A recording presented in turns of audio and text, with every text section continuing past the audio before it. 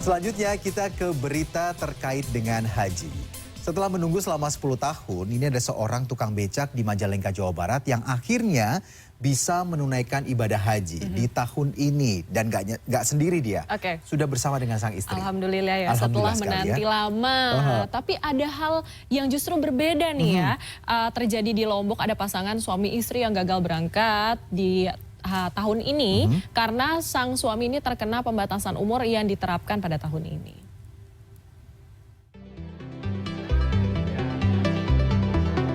Eme dan Icih tengah berbahagia.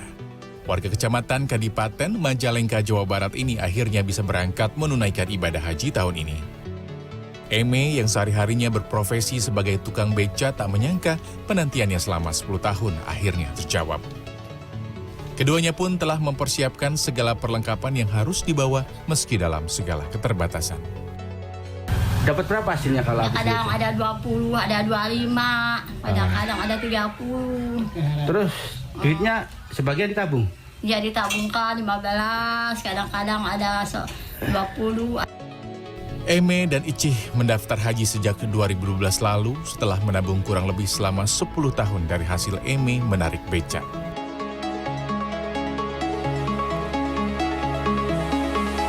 Naik turun dan berpindah kapal menjadi jalan yang harus dilalui jemaah calon haji asal Pulau Raas, Madura.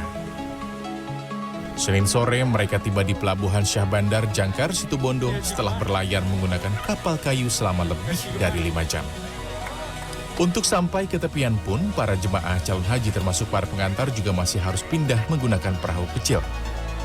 Seperti yang dialami Amis Sujak dan Muya Sarah, jemaah calon haji yang juga pasangan suami istri. Setelah tertunda 3 tahun, keduanya akhirnya berhasil berangkat. Kebahagiaan mereka pun dirasakan oleh keluarga besar mereka yang ikut mengantar. Sesampainya di Situbondo, Ami Sujak dan jemaah calon haji lainnya akan menginap di KBIH Sukorejo untuk bertolak ke Surabaya pada Rabu mendatang dan berangkat ke Tanah Suci pada hari Kamis.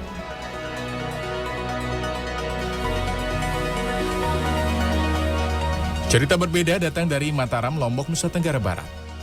Pasangan suami istri Jono Sujono dan Narwati harus mengubur impian mereka untuk berangkat ke Tanah Suci bersama-sama. Ini karena pembatasan usia yang diberlakukan pada tahun ini. Sujono yang berusia di atas 65 tahun akhirnya harus mengikhlaskan sang istri Darwati untuk berangkat menunaikan ibadah haji tanpa dirinya tahun ini.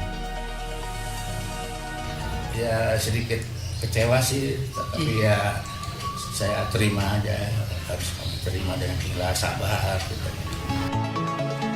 Darwati yang rencananya akan berangkat pada 20 Juni mendatang berdoa dan berharap agar suaminya bisa diberikan kemudahan oleh Yang Maha Kuasa untuk bisa menjalankan ibadah haji tahun depan. Tim Liputan CNN Indonesia.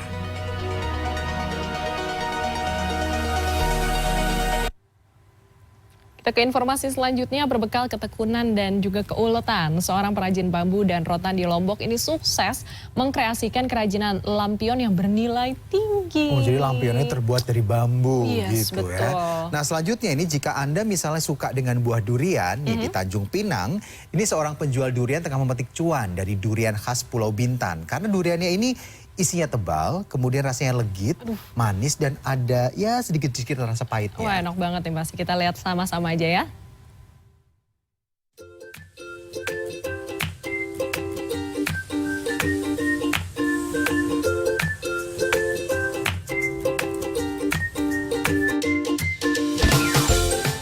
Kreativitas membuat Saiful, seorang perajin bambu dan rotan di wilayah Gunung Sari, Kabupaten Lombok Barat, Nusa Tenggara Barat, sukses mendapatkan cuan.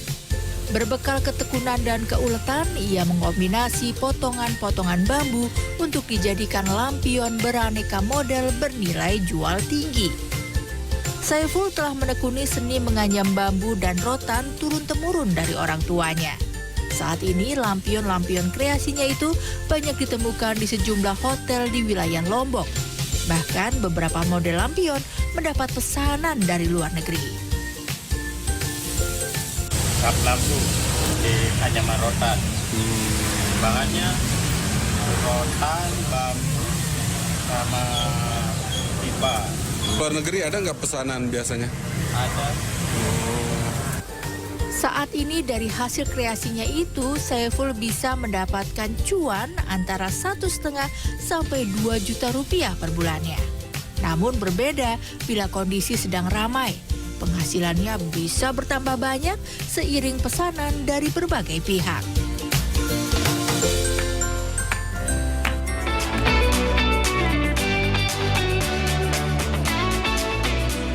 Nah, bagi para pecinta durian, tentu tidak ada yang bisa menolak kenikmatan buah berduri ini ya. Kali ini mari kita tengok durian khas Pulau Bintan yang mulai ramai dijual. Salah satunya di Jalan Bakar Batu, Tanjung Pinang, Kepulauan Riau. Ada berbagai jenis mulai dari durian tembaga super, tembaga susu, mentega, dan durian pahit. Menurut pedagang bernama Ali, durian yang paling laris dan yang paling dicari pembeli yakni durian tembaga super. Karena isinya tebal, rasanya legit, manis, dan sedikit pahit. Setiap musim durian tuh memang sering kesini. Ya, selalu gitu. sini, bener Bang. Cari tembaganya mantap. Cari tembaga super Bang. Tembaga super. Ya, rasanya mantap sih Bang. Rasanya enak ya? Iya. Gimana rasanya? Legit Ya? pahit gitu. Legit pahit ya? Iya, bener. Untuk harga durian bervariasi, mulai dari Rp80.000 hingga Rp200.000 per kilogramnya untuk durian tembaga super. Ali menyebut dalam sehari ia bisa menjual 300 hingga 400 kilogram durian. Tim Liputan CNN Indonesia. Ya, selanjutnya ini mungkin bagi Anda para orang tua yang ingin mengenalkan pada anak-anak terkait dengan edukasi satwa dan sebagainya, mungkin bisa mencontoh inovasi yang satu ini ya. Ini Kebun Binatang Bandung membuka kesempatan bagi warga untuk menjadi orang tua asuh hewan yang baru saja dilahirkan. Wah, lucu banget gitu ya. Jadi bisa membantu di kebun binatang itu juga ya. Tumbuh kembang hewan itu tuh ikut dibantu dan gitu. juga dilaporkan mungkin progresnya nanti. Iya, benar. Nah, program ini tuh juga diharapkan bisa menjadi sarana edukasi sekaligus meningkatkan kepedulian masyarakat terhadap berbagai satwa.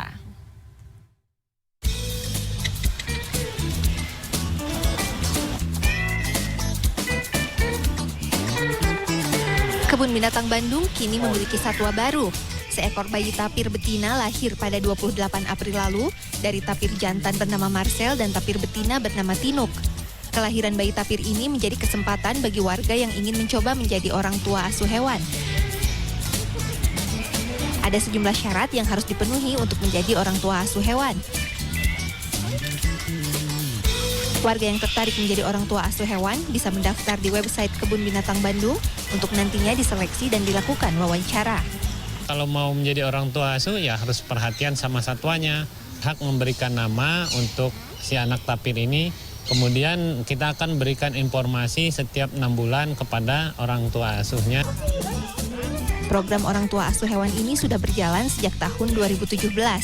Awalnya pihak Kebun Binatang Bandung mengajak para pejabat untuk menjadi orang tua asuh hewan dengan harapan bisa memberikan edukasi dan meningkatkan kepedulian masyarakat akan kondisi satwa di sekitar. Ada sejumlah hewan di Kebun Binatang Bandung yang sudah memiliki orang tua asuh. Salah satunya adalah orang utan di belakang saya ini yang bernama Cinta. Nama tersebut diberikan oleh Gubernur Jawa Barat Ridwan Kamil dan istrinya Atalia Kamil yang telah menjadi orang tua asuh Cinta sejak tahun 2018. Adanya program orang tua asuh hewan ini ditanggapi positif oleh masyarakat. Kalau aku setuju soalnya jadi hewannya tuh jadi kita bisa nimbulin rasa lebih peduli sama hewan. Tertarik kalau aku. Tertarik sih tertarik, cuman saya mah belum sanggup aja. Cuman kan kalau mau ngasuh hewan di sini kan harus ini dulu, tahu dulu apa-apanya gitu. Nggak cuman bisa kukut aja lah. Pencinta hewan dulu dong. Hingga kini tercatat ada 6 orang tua asuh berbagai hewan di Kebun Binatang Bandung, mulai dari tapir, orang utan, hingga harimau Sumatera. Para orang tua asuh ini rata-rata memberikan donasi sekitar 1,5 juta rupiah setiap bulannya untuk kebutuhan pakan serta obat bagi satwa asuhnya. Tim Liputan CNN Indonesia, Bandung, Jawa Barat. Ya, sesaat lagi kami akan kembali menjumpai Anda dengan berbagai macam informasi terkait dengan kuliner khas Nusantara. Betul sekali. Jadi jangan kemana-mana, tetaplah di Good Morning.